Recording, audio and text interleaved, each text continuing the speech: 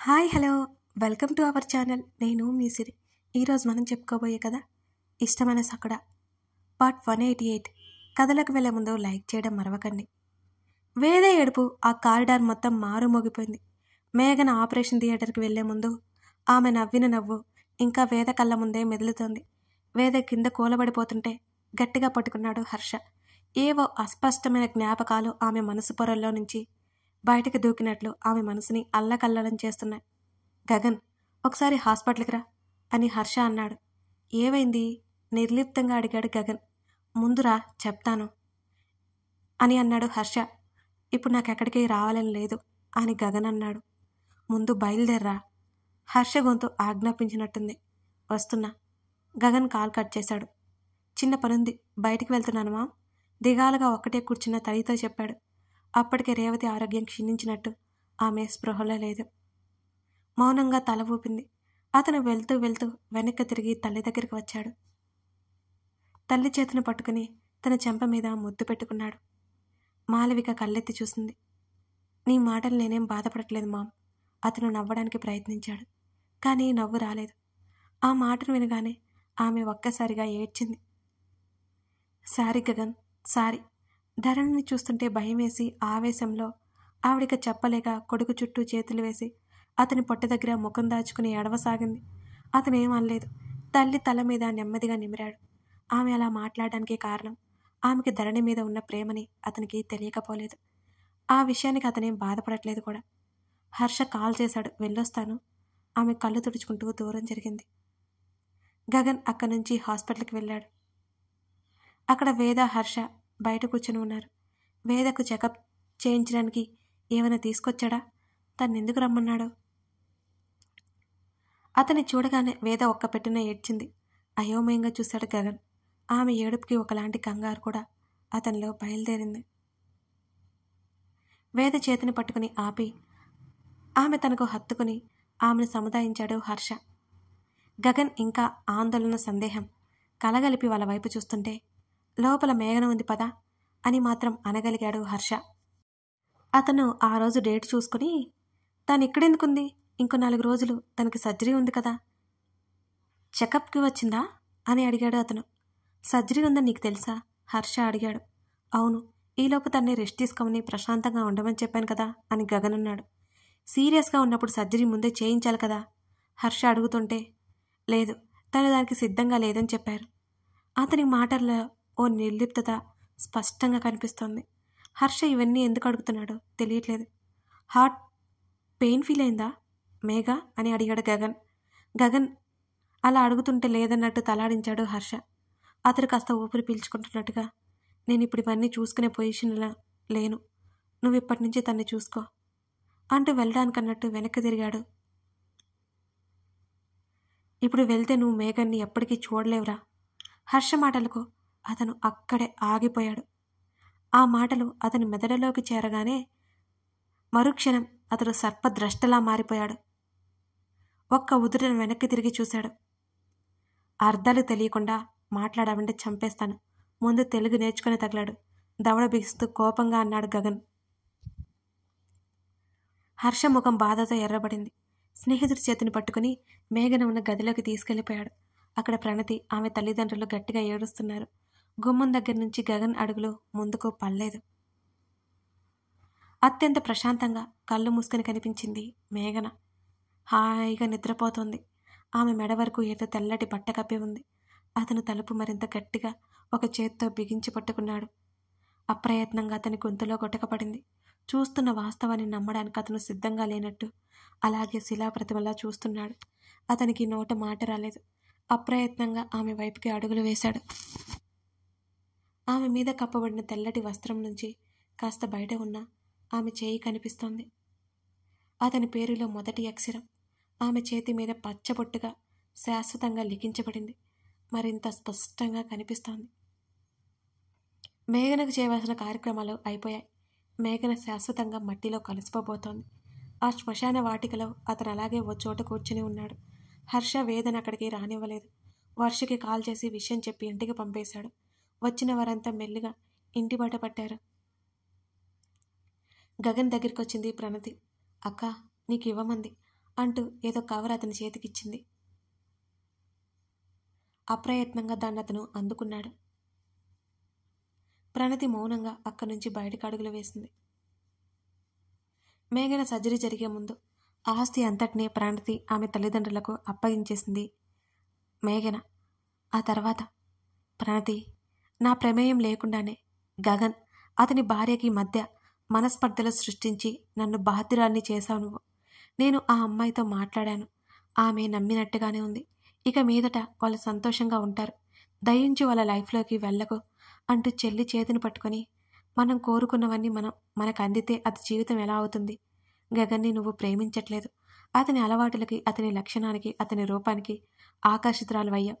అతను వద్దన్నాడని పగ పెంచుకున్నా. మళ్ళీ అంతలోనే అతన్ని మర్చిపోయావు. ఇది ప్రేమ అవుతుందంటావా? ఇదంతా వద్దు ప్రణతి.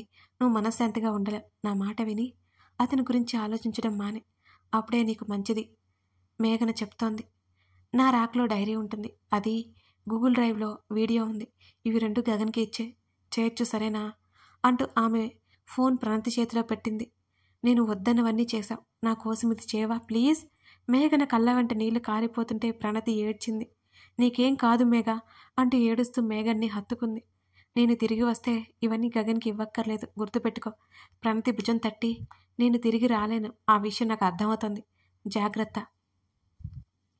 ఆ సమయంలో మేఘలను మాటలన్నీ గుర్తొస్తుంటే వెక్కి వెక్కి ఏడ్చుకుంటూ ప్రణతి వెళ్ళిపోయింది.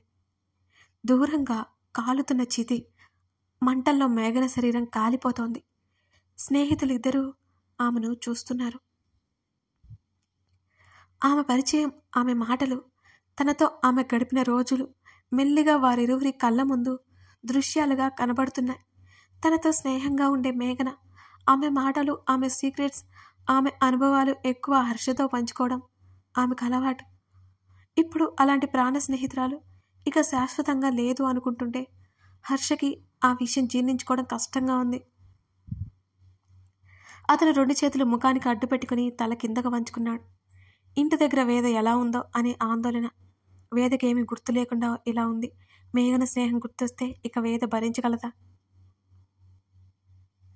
తల తిప్పి గగన్ వైపు చూశాడు హర్ష. మరింత నిశ్శబ్దంగా దూరంగా చూస్తూ కూర్చుని ఉన్నాడు గగన్. ఈవినింగ్ అయిపోయింది, ఇక వెళ్దాం పదరా అని అన్నాడు హర్ష. నువ్వెళ్ళు అన్నాడు గగన్. మర్యాదగా బయలుదేరు. హర్ష 2 చేతులతో గట్టిగా కళ్ళు తుడుచుకుంటూ సీరియస్గా చూశాడు. గగన్ కదల్లేదు. హర్ష అరిచాడు, ఆవేశపడ్డాడు. అయినా గగన్ కదల్లేదు. హర్ష అసహనంగా పక్కనే కూర్చున్నాడు. గగన్తో ఏదైనా చెప్పాలన్నా అతని మనసులో ఎలా ఫీల్ అవుతున్నాడో హర్షకు తెలియట్లేదు. అతను ఇంకా మేఘన పోయిందంటే నమ్మలేకపోతున్నాడు. గగన్ ఇండియా వెళ్లే ముందు మేఘన మాటలు తనకింకా గుర్తున్నాయి. ఇప్పుడు గతం చెప్పుకోబోతున్నా. అది ఏంటిదో మీకే అర్థమవుతుంది. మేఘ కలవాలి అన్నా అతను ఫోన్ కాల్లోనే అడిగాడు.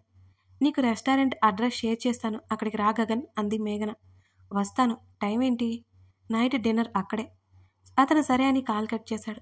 మేఘన మొబైల్ నుంచి ఏదో ఫోటో వచ్చింది. ఆమె చేతి మీద పచ్చబొట్టు జీ అనే అక్షరం కనబడుతుంటే అతనికి కనుబొమ్మలు ముడిపడ్డాయి. మేఘనకి వెంటనే కాల్ చేశాడు. అతనికి చాలా కోపం వచ్చింది ఆమె చేసిన పనికి. అది తన కోసమే అయితే ఆ ఊహ అతనికి నచ్చలేదు. మేఘన కాల్ లిఫ్ట్ చేయలేదు. ఏంటిది? మెసేజ్ చేశాడు గగన్. నీకు అర్థమైందనే అనుకుంటున్నాను అంది మేఘన.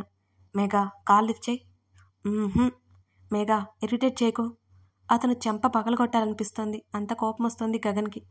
ఈ ఆటలేంటి? చిరాకు వచ్చింది గగన్కి. త్వరగా వచ్చే గగన్ అని చెప్పి ఆఫ్లైన్ అయిపోయింది మేఘన. ఆ రోజు అతను వీలైనంత త్వరగా రెస్టారెంట్కి వెళ్ళాడు. మేఘన బుక్ చేసిన టేబుల్ ముందు కూర్చుని ఆమె కోసం ఎదురు చూస్తున్నాడు గగన్. మేఘన ఆలోచన అతనికి మెల్లిగా అర్థమవుతుంటే ఆమె రిజెక్ట్ చేయడానికి అతను నిస్సంకోచంగా కూర్చుని ఉన్నాడు. అయినా ఆమె చెప్పాలి కదా, తనే ఊహించుకుంటే ఎలా? మరో అరగంట గడిచినా మేఘన రానేలేదు. మేఘన్ నుంచి ఫోన్ వచ్చింది. ఎంతసేపు వెయిట్ చేయాలి మేఘ? గగన్ చిరాకు పడ్డాడు కాల్ లిఫ్ట్ చేయగానే. మేఘన నవ్వు వినిపించింది. గగన్ నీకు నేనంటే ఇష్టమా? ఆమె అడిగింది. ముందు నువ్వురా, ఆ తర్వాత మాట్లాడుకుందాం అతను చుట్టూ గమనిస్తూ అన్నాడు మేఘన కోసం చూస్తూ. ముందు నువ్వు చెప్పు అంది మేఘన. ఇష్టమే కానీ అంటున్న అతని మాటల్ని అడ్డుకొని, Gagan I love you. Still my last breath అంది మేఘన. అతను ఆమె మాటలకి మాటలు రానట్టు కొన్ని క్షణాలు మౌనంగా ఉండిపోయాడు. నువ్వు కూడా నన్ను ఇష్టపడుతున్నావు కదా మేఘ, ముందు మర్యాదగా వస్తావా లేదా? అతను నెమ్మదిగా నచ్చజెప్పడానికి అన్నట్టు పిలిచాడు. ఆమె మాటల్లో నిజమైన ప్రేమ, ఒక బలమైన భావం అతని మీద కనబడుతుంటే అతనికి కాస్త కంగారు వేసింది మేఘన గురించి. గగన్, ఐఎమ్ సారీ గగన్, మేఘన మాట్లాడుతోంది. నీకు పిచ్చి పట్టలేదు కదా మేఘ? అసలేం మాట్లాడుతున్నావో అర్థమవుతుందా? ముందు నువ్వు వస్తావా లేదా? లేకపోతే ఎక్కడున్నావో చెప్పు, నేనే వస్తాను అని అన్నాడు గగన్. నన్ను మాట్లాడినివ్వు. అతను అక్కడి నుంచి లేచి బయటకు వచ్చాడు. నువ్వు చెప్తావా లేకపోతే నన్నే రమ్మంటావా? నేను రూమ్లో లేను, నా మాట విను ఫస్ట్. మేఘా, ఆటలు కాదు. అతను కాల్ స్టార్ట్ చేశాడు. గగన్, కాల్ కట్ చేయకు ప్లీజ్ అని మేఘన చెప్తుంటే అతను ఆగిపోయాడు. ఇలా చేస్తున్నందుకు నన్ను క్షమించు గగన్. నాకు భయంగా ఉంది గగన్, నాకు భయంగా ఉంది.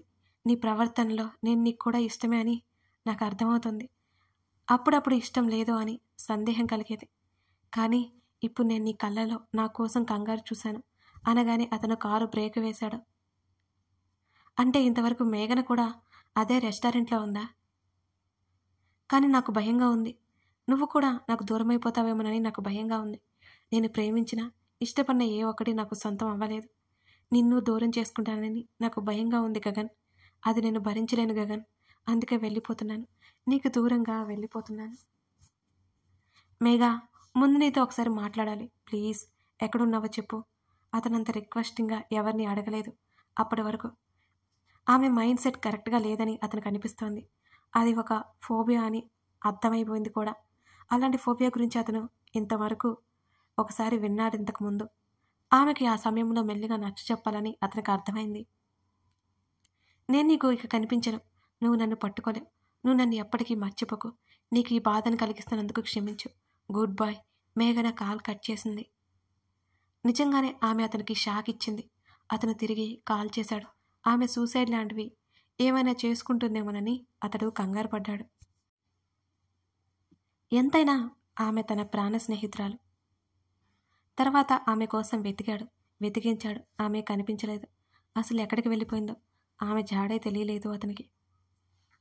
ఆ తర్వాత ఆమె గురించి కంగారు పోయి మెల్లిగా కోపం ఎక్కువైంది అతనిలో. ఆమె ఎవరు తెలియనట్టు అతను ఉండిపోయాడు. అప్పుడప్పుడు ఆమెకి ఏమైనా అయిందా అనే విషయాలు అతనికి గుర్తొచ్చేవి. అంతలోనే ఏమీ అయి ఉండదని తనకు తాను సర్ది చెప్పుకున్నాడు. మేఘన తిరిగి వచ్చాక ఆ కోపంతోనే ఆమెను దూరం పెట్టాడు. నిర్లక్ష్యంగా మాట్లాడాడు. ఆమెకి హార్ట్ ప్రాబ్లం ఉందని తెలిసాక ఓ స్నేహితుడిగా ఆమెకు అండగా ఉన్నాడు అంతే. ఆమె ప్రాణాలు చాలా ప్రమాదంలో ఉన్నాయని అతనికి తెలిసినా ఆమెను ఎలాగైనా కాపాడగలను అనే నమ్మకం ఉంది. ఆ విషయం ఆమె ఎవరికీ చెప్పొద్దని వేడుకోవడంతో అతను ఎవరికీ చెప్పలేదు. చివరికి హర్ష కూడా. గగన్ తన భుజం మీద చేయి పడ్డంతో గత జ్ఞాపకాల నుంచి బయటపడ్డాడు గగన్. నీకు ఇప్పటికి కూడా మేఘన మీద జాలి కలగడం లేదా? హర్ష బేలగా అడుగుతుంటే అతనేం మాట్లాడలేదు. ఒకవైపు ధరణి పరిస్థితి అతన్ని నిర్లిప్తలోకి నెట్టివేస్తే, మరోవైపు మేఘన మరణం అతన్ని నిశ్శబ్దంలోకి తోసేసినట్టుంది. ఆమె తన స్నేహితురాలు. ఆమె కోసం పడే బాధను కూడా ధరణి తప్పుగా తీసుకుంటుందేమో. ఆ ఆలోచనకి అతని పెదవుల మీద ఒకలాంటి నవ్వొచ్చింది. పిచ్చి పట్టిందరా నీకు? గగన్ భుజం పట్టి ఊపేస్తూ అడిగాడు హర్ష. ఆ సమయంలో స్నేహితుడి నవ్వు చూసి అతనికి భయం కలిగింది. నువ్వు సాధారణమైన నవ్వులా లేదా నవ్వు? ఒకలాంటి విరక్తి కనిపించింది గగన్ నవ్వులో. అతని పెదవుల మీద అదే నవ్వు ఉండగా అతని నేస్తం కోసం కంటిలో నుంచి కన్నీటి చుక్క జారింది. నెమ్మదిగా ఆ చుక్కలు దారలాగా మారిపోయాయి. తన కోసం పెడుతున్న కన్నీళ్లను మేఘన చూసి సంతోషపడినట్టు ఆకాశమంతా మబ్బులు పట్టి చల్లగా గాలి వీచి అతన్ని మేఘన ఆ విధంగా స్పృశించినట్టుగా ఉంది. వెంటనే గగన్ని గాఢంగా హత్తుకున్నాడు హర్ష. ఇద్దరు నిశ్శబ్దంగా రోధించారు. గగన్తో పాటు అక్కడి నుంచి బయటికి అడుగులు వేశాడు హర్ష. ఓ నేస్తమా, ఊహించని అతిథిలా అపురూపమైన మేఘమా, మా జీవితాల్లోకి ప్రవేశించి ఇంత వేదనను మిగిలించిపోవడం న్యాయమా? గగన్ ఇంత బలహీనపడ్డం హర్ష ఇప్పుడే చూస్తున్నాడు. ధరణి మామూలుగా ఉంటే ఇలాంటి సమయంలో అతను ఇంత వీక్గా మారేవాడు కాదేమో. ఆమె ప్రాణాపాయ స్థితిలో ఉండటం అతన్ని మరింత కృంగతీసిందని హర్షకి అర్థమైంది. కథ కొనసాగుతోంది. ఇదన్నమాట కథ. అబ్బా, ఈ ఎపిసోడ్ నాకైతే మరింత భారాన్ని కలిగించింది. రాసేటప్పుడు ఎలా ఉందో ఇప్పుడు కూడా చదివి వినిపించేటప్పుడు నాకు అదే ఫీలింగ్ కలిగింది. చాలా కష్టంగా అనిపించింది. మీకు నచ్చితే లైక్ చేసి కామెంట్ చేయడం మర్చిపోకండి. Thank you for watching this video. మరో ఎపిసోడ్తో కలుద్దాం.